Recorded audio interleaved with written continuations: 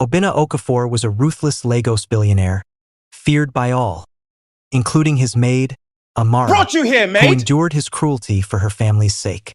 But when betrayal rose within his own boardroom, it was the same maid he despised who held the key to saving everything he had built. Fam, if you enjoy the story, kindly give us a like and subscribe for more.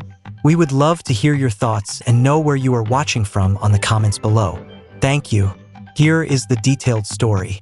So, grab your popcorn, sit back, relax and enjoy as we unfold this powerful story. The Okafor mansion stood proudly on Banana Island, Lagos.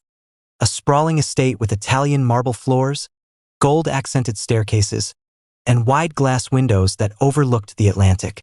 Inside, wealth shimmered in every corner, but beneath the elegance was a coldness that the staff felt every day, and no one felt it more than Amara. At 25 years old, with her smooth chocolate skin and natural afro hair tucked neatly beneath her maid's cap, she moved quietly through the house in her navy blue uniform, balancing a silver tray of fruit and bottled water. Her body was tired, but her mind reminded her why she stayed. Her mother's hospital bills in Enugu, her younger brother's school fees, and the small house rent her family struggled to pay. Everything depended on her wages here, and so she endured. Obinna descended the marble staircase, tall and broad-shouldered, dressed in a crisp white shirt with the sleeves rolled back, black tailored trousers, and a luxury wristwatch that gleamed under the chandelier light. At just 35, he was one of the youngest billionaires in Nigeria, and his dark skin, sharp jawline, and commanding presence made him impossible to ignore. But with his wealth came a ruthless temper. Amara! His deep voice boomed across the living room, where modern Nigerian paintings lined the walls. What is this nonsense? She froze. The tray nearly slipped from her hands. What, sir? He pointed at the water bottle on the tray. This is not the brand I asked for. I told you, Voss, not this rubbish. Her lips trembled. I'm sorry, sir. The store. Before she could finish, his palm struck her cheek. Slap. The sound echoed across the luxurious hall. Her head turned with the force, her eyes stinging, but she held back the tears. You think I'm paying you to be stupid? Obinna barked, his deep voice bouncing off the marble. One small thing and you fail. Always failing. Amara lowered her gaze to the shining tiles. I'm sorry, sir, she whispered, her throat tight. Obinna waved his hand dismissively. If not for the pity I had on your poverty-stricken family, I would have thrown you out long ago. Get out of my sight. Her fingers tightened around the tray, but she said nothing. She turned and walked quietly toward the kitchen, her back straight though her spirit bent. Behind her, Obinna sank into a leather armchair, scrolling through his tablet, his expression cold. He didn't notice the silent tear that slid down her cheek the moment she stepped away. And he didn't realize that the maid he humiliated daily would one day be the one to save him. Obinna Okafor's office towered high above Victoria Island, a glass and steel monument to his empire. The Okafor Holdings headquarters was as intimidating as its owner, with sweeping views of the Lagos skyline, tinted glass walls, and polished marble floors that gleamed under LED lights. The boardroom was a place of power. Long mahogany table, sleek leather chairs, and abstract Nigerian art framed in gold on the walls. To most, it was a place of respect. But today, it was filled with whispers of betrayal. Amara held a slim leather folder in her hands as she approached the double doors. She had been sent by the secretary to deliver documents for her employer.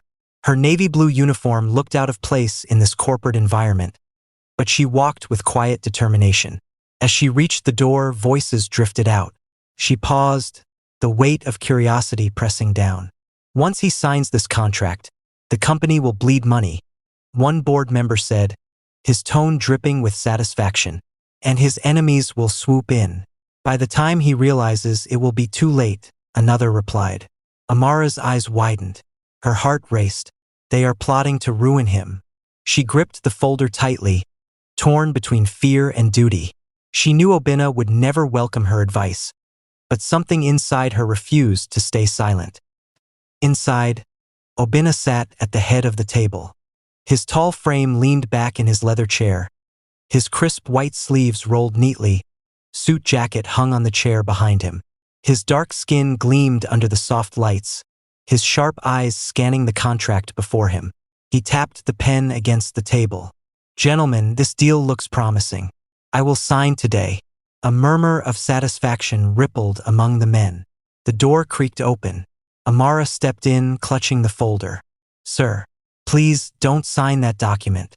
The boardroom fell silent for a moment. Then laughter. Deep, mocking laughter. One board member sneered. "Even the maid wants to advise the chairman now. What next? Shall run the company?" Obina's eyes darkened.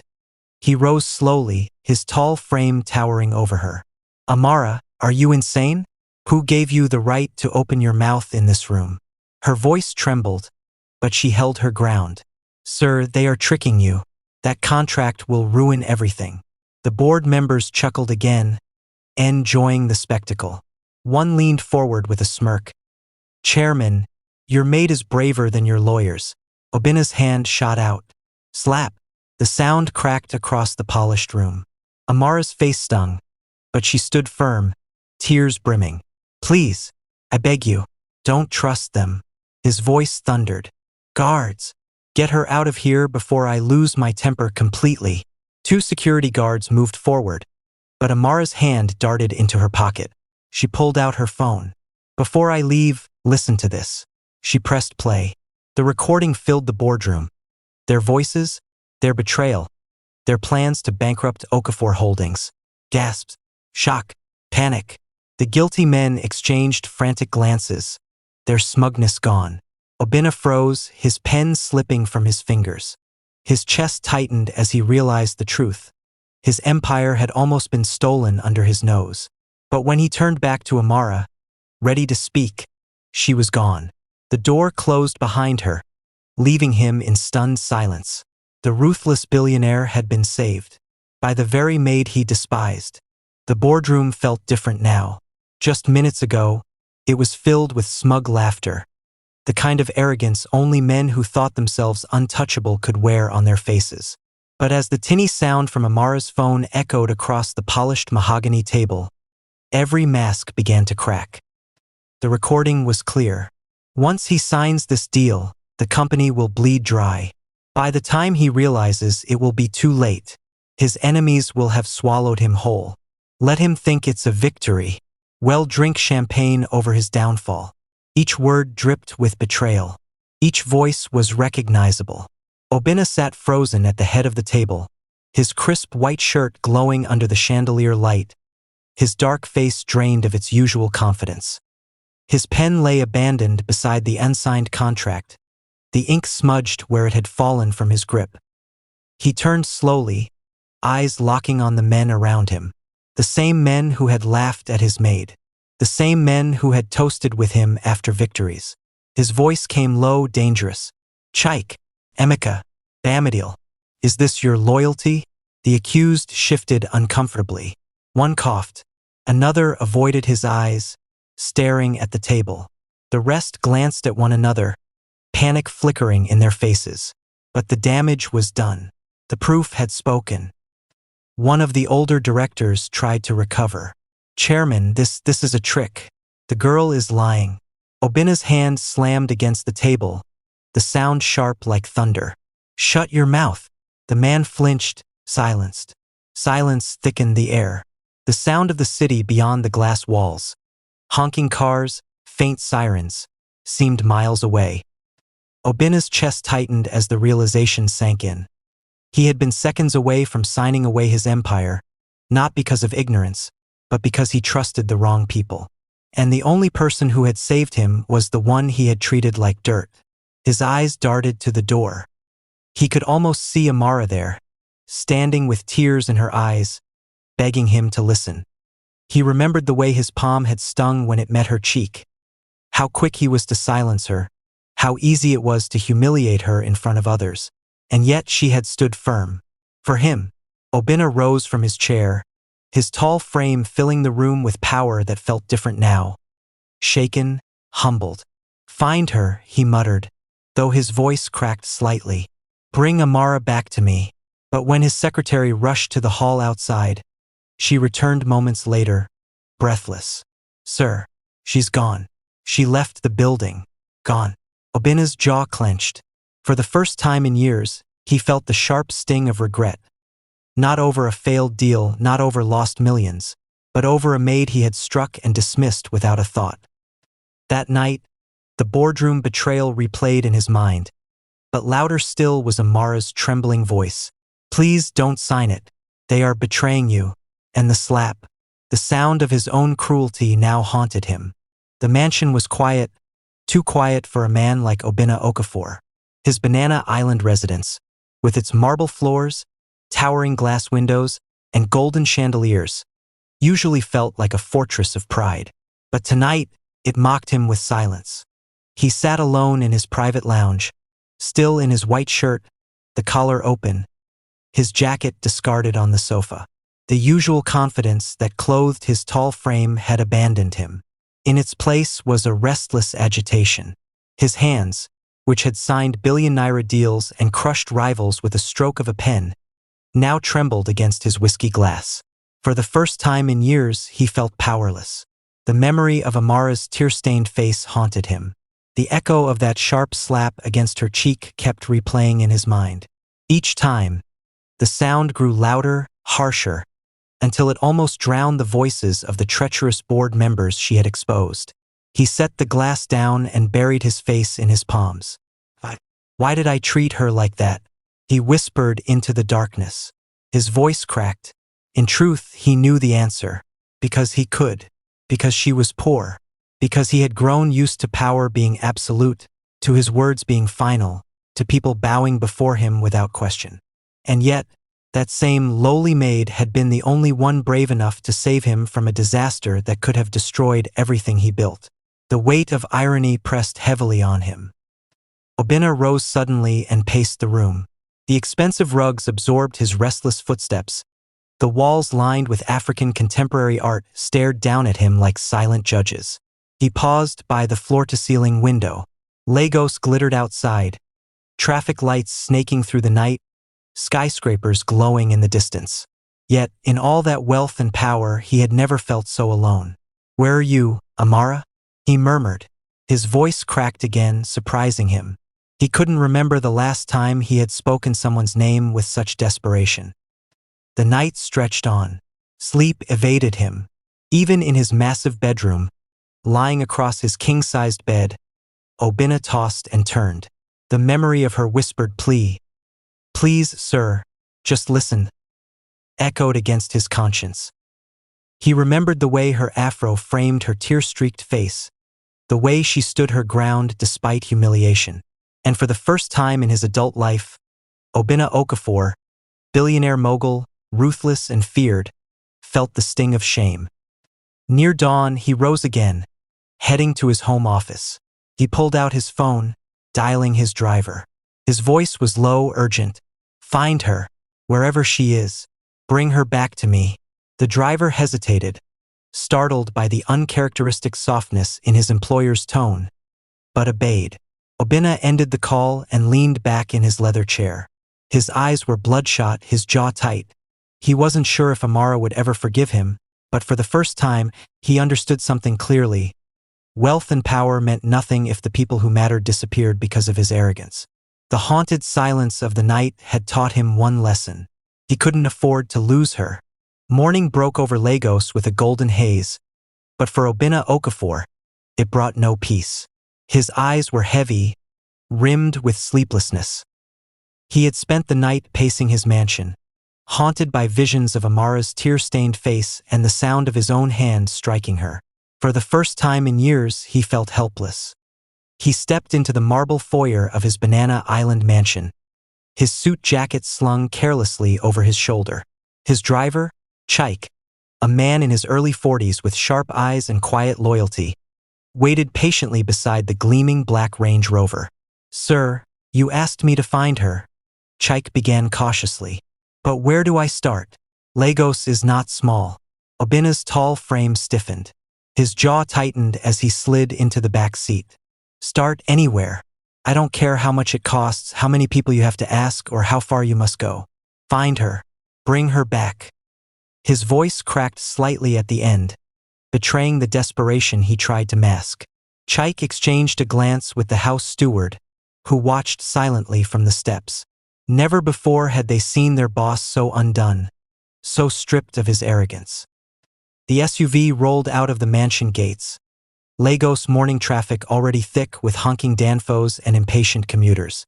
Obinna sat back, silent, his mind replaying every cruel word he had ever thrown at Amara.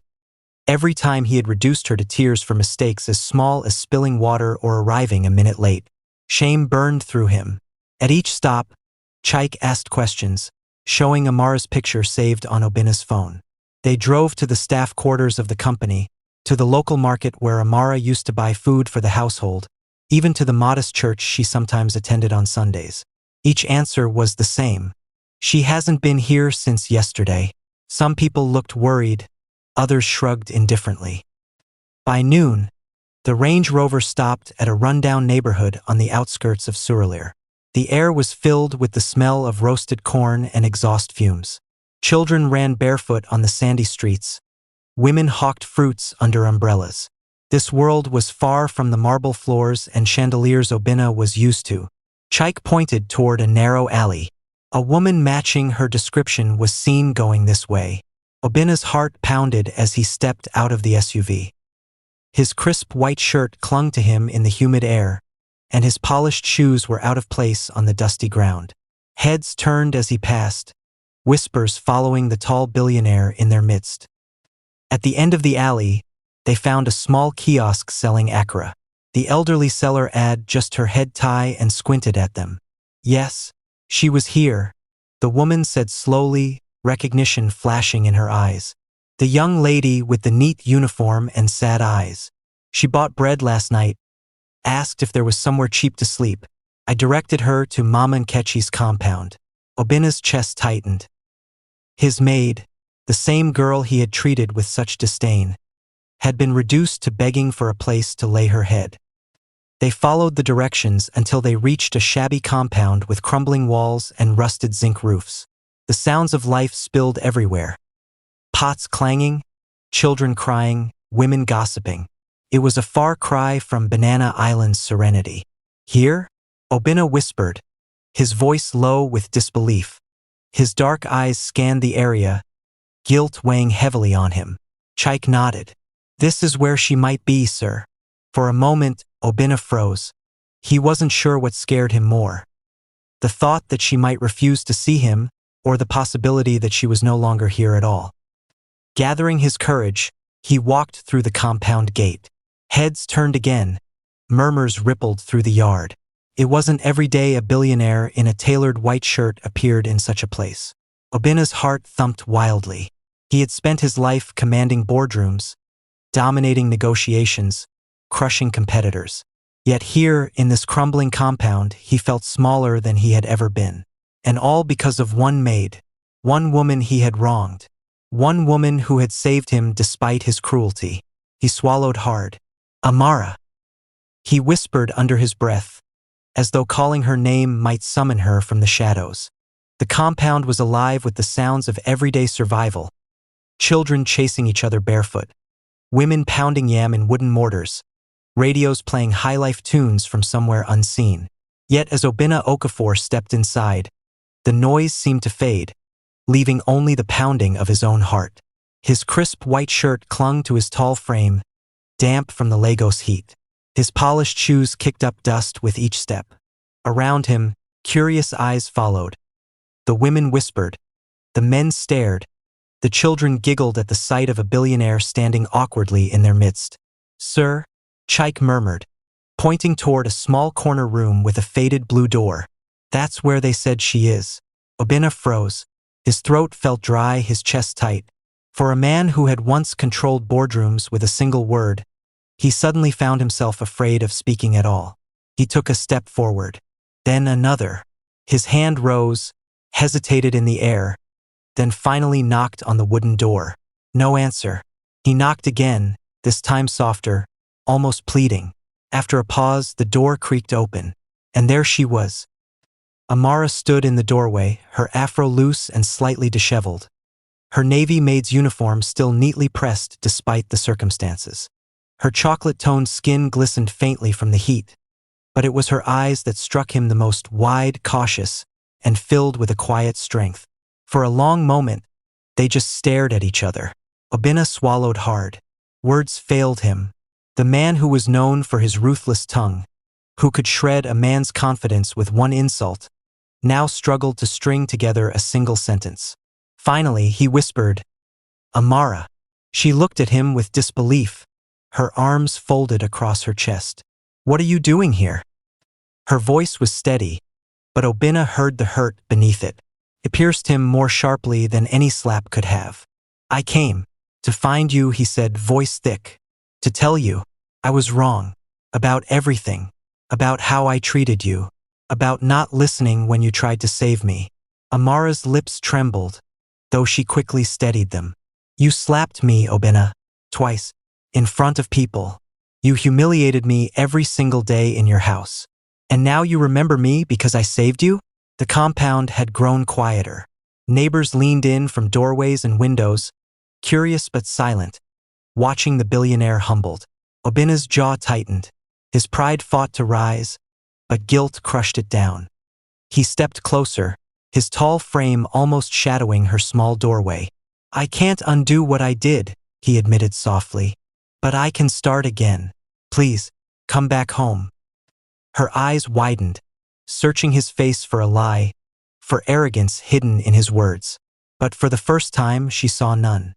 His dark eyes carried regret, raw, heavy, undeniable. Amara shook her head. "Home? That mansion never felt like home. Felt like a prison. Every day I was one mistake away from your anger." Obinna inhaled sharply. He felt the sting of truth. "Then let me make it different. Let me make it right. Amara, I need you, not as a maid, but as someone far more important." The words slipped out before he could stop them. They shocked even him. Amara's grip on the doorframe tightened. She didn't know whether to cry or laugh. Part of her wanted to shut the door and lock it forever. But another part of her, quiet, wounded, yet hopeful, hesitated. "Why me?" she asked, her voice breaking.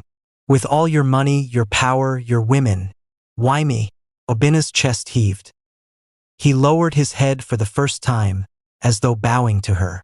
"Because you are the only one who ever stood up to me, the only one who risked everything to save me, and I was too blind to see it until now."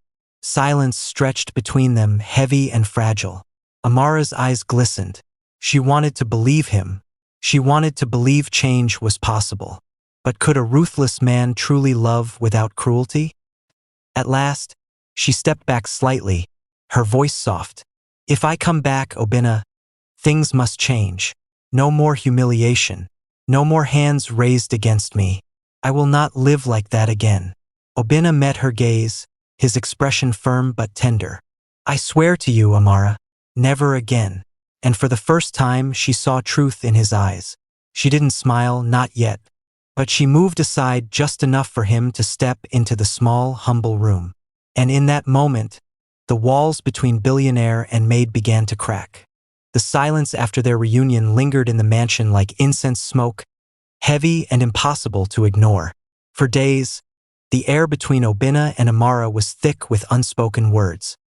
He had found her, begged her return, and she had agreed, but nothing about their new arrangement felt normal.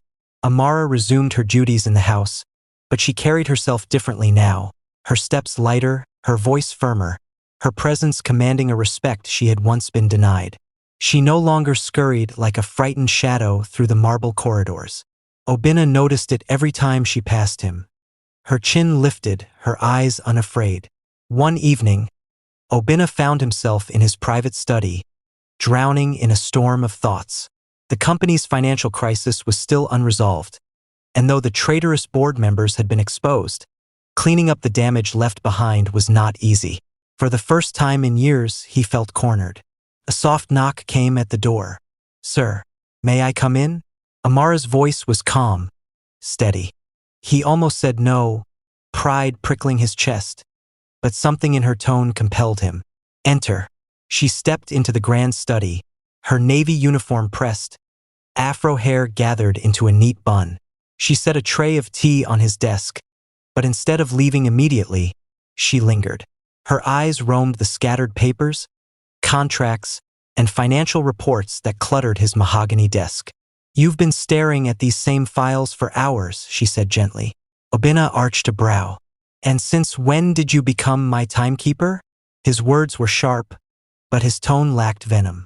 Amara didn't flinch. Instead, she placed her hands behind her back and said, Since I realize the only way you'll listen to anyone is if they risk your anger. He leaned back in his leather chair, studying her. And what do you suggest, That I let a maid advise me on billion-naira deals? Her lips curved into a faint smile. A maid, yes, but also someone who knows numbers. That caught his attention. He narrowed his eyes. Numbers? Amara nodded.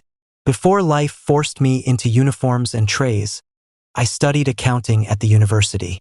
I never graduated, my family's situation didn't allow me, but I still know enough to see the errors in those projections you've been clinging to. Obinna blinked. For the first time in years, someone dared to challenge him not with flattery or fear, but with facts. He shoved one of the documents toward her. Prove it. Amara walked closer, leaned over the desk, and began pointing out discrepancies in the figures. Her slender finger traced the numbers with confidence, highlighting inflated revenue predictions, hidden clauses, and intentional misalignments that had slipped past his overpaid advisors. Obinna felt his pride crumble with each correction she made. It was as though a veil had lifted, revealing truths he should have seen but hadn't. When she finished, silence fell again. He leaned forward, staring at her intently. Why didn't you ever say anything before? She met his gaze, unwavering. Would you have listened? You barely saw me as human. Her words pierced him deeper than any betrayal from his board. He swallowed hard, his voice rough. I see you now. Amara's eyes softened, though she did not smile. Good, because whether you like it or not, you need me. Not as your maid, as someone who wants to see you succeed. For the first time, Obinna reached across the table, his hand brushing hers. It was an unspoken apology, a silent plea. Amara hesitated, then withdrew her hand. If you truly mean what you say, then prove it. Treat me with respect. Nothing less. Obinna sat back, chest heavy with emotions he could not name. She was right. The woman he once humiliated now held the key to saving not only his company but also the man he had become. That night, Obinna realized the journey ahead would not be about money or power alone. It would be about learning humility, trust, and perhaps something far more dangerous, love. The days following their fragile truce took on a rhythm that felt new, almost unsettling to Obinna. For years, his mansion had been a place of silence, where orders were given and obeyed without question. Now it felt alive with Amara's presence, not as a servant running about in fear, but as a woman who had begun to step into her own strength. Obinna found himself watching her more closely, not out of suspicion, but out of curiosity. She moved with quiet confidence, no longer shrinking under his gaze. Every evening, after clearing away the remains of his dinner, she would pause at the study door, waiting. And every evening he would nod, an unspoken invitation. Inside that study, their roles shifted. The master and his maid became unlikely collaborators. One evening, Obinna leaned back in his leather chair, frustration pressing on his temples. The numbers don't make sense, he muttered, flipping through the latest financial report.